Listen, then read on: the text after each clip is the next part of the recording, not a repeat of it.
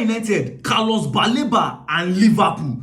There's a saying that every disappointment is a blessing. Please, those people that say that, come and show me the blessing this disappointment is right now. Now you see, Manchester United getting Baliba. Currently, that deal is off. Like, it is looking very, very unlikely that Baliba will join Manchester United. From nowhere, that deal just... And now somebody will tell me that every disappointment is a blessing. Show me the blessing. Show me the blessing. Now, you will ask yourself one question. Why? Why is this deal off? What happened? Now, let me just explain everything to you. Now, you see Brighton, Brighton have this tradition whereby, like, most especially in that defensive midfield, because if you see them, they have produced like 2 of Premier League's best defensive midfielders, right? In the likes of Bissouma and in the likes of Caicedo. Now, they have this thing that before they sell any of that player, they already have a replacement. Now, if you like backdate to the time of Bissouma, because at a point, Manchester United was actually interested in Bissouma. Manchester United were looking at it that, this price is too much. But as of then, what did Brighton do? Brighton immediately like got a replacement for Bissouma, right, out of 2021, which is in the likes of Caicedo, right? They got Caicedo to replace Bissouma. That's why they were ready to sell Bissouma to Manchester United. But at the end of the day, Manchester United did not get Bissouma because, you know, that period our head was touching. We will see a good target, we will prioritize, identify, agree terms. You understand? Monitor. At the end of the day, will not get that player signed, right? So they got a replacement for Bissouma, which is in the likes of Caicedo, right? But at the end of the day, you see, Bissouma did not leave Brighton that season. And what happened? I think they now sent Caicedo on loan because the person who got to replace the guy did not leave. So we are go out on loan. The next season, they now sold Bissouma to Tottenham. That's why you see that Caicedo now become the main starter for Brighton. Now, at the time whereby they wanted to sell Caicedo, as of then they have not gotten a replacement, right? They were still looking for replacement for Caicedo. But before you see Brighton collected their money from Chelsea, they first make sure that they have secured a replacement, which is the likes of Carlos Baliba from Lille, right? They made sure that they have secured his replacement first before they collected their money. I continue going on with this video. If you have stayed up to this point, please hit the like button. If you haven't subscribed, subscribe. Brighton does not have a replacement for Carlos Baliba. That's why you see that they don't want to sell. That's why you see that they're putting 100 million, 130 million value to pursue you. I don't know if you get, because they don't want to sell. If Brighton wanted to really sell Carlos Baliba, right, first of all, they'll go and get replacements. Accordingly, they don't have a replacement. That's why you see that they are just putting in here. Before you know, you don't be surprised you say 150 million, because they know that United will not spend 130 million this summer. In the summer when they've already spent about 210 or 220 million on players. The signing of Mbeumo about 71 million. The signing of Kuna about 63 million. The signing of Sesko about 75 million. Right? Do you know Manchester United has already made big signings, right? And United will not spend 130 million to get Baliba.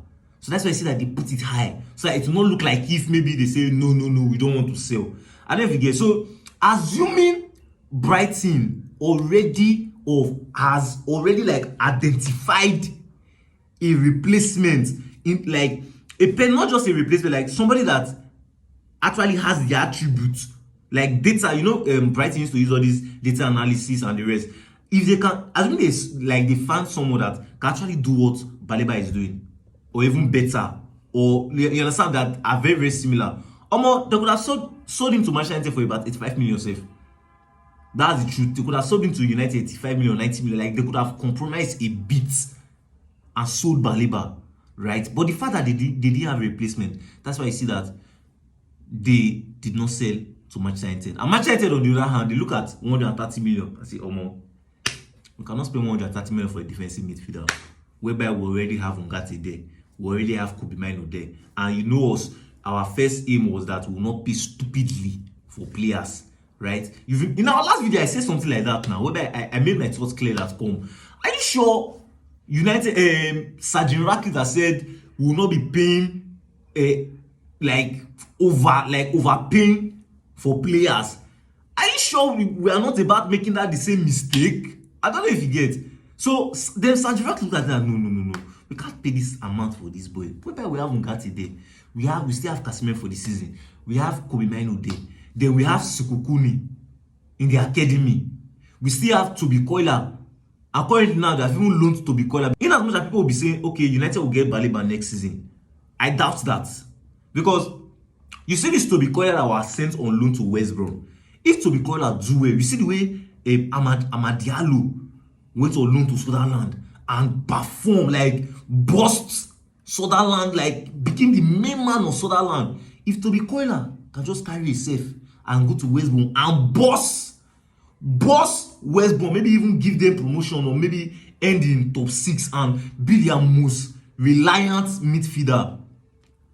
What are we looking for again in Baleba? Manchester United, if you will take my advice here, we are not going to spend 100 and something million for any defensive midfielder. Now, if you look at Brighton always sign a replacement after selling their defensive midfielder. It has been their tradition. Very simple. Now, next summer, you go again for Baliba. Be serious. Be very serious. I'm going for Baliba. Talk with them. Then just calm down and be observing them small, looking for who will be their replacement, like who they want to buy to be their replacement. What happen? You go in the night, sneak in, and agree personal term, give that person more money, give the club extra 10 million of what Brighton wants to pay, and snatch that person. You have saved yourself over 60 to 70 million. Now, you see Liverpool, calm down. No, it's not the one you want to rush and go and win league again. Baba, calm down. This league, turn by turn, you have win your own. Calm down. Now, you see Isak. Isak will be seeing cold. Kind of like this. Newcastle, if I play for you, let me beg. If you look at what Iketike did against Bournemouth, he scored a goal and he gave an assist. Right? So, with this time, Isak his mind is not settled like, oh. Let it not be like if these guys will be like, you know what, we are okay with Tiki. Let's not sign Isak anymore. Because if you see Isak now, Isak has gone on strike in Newcastle saying that I will never play for you again. Allow me to leave. So like this now, with the fact that you see Iketike is doing well in his first Premier League, in his Premier League debut, already have a goal and assist.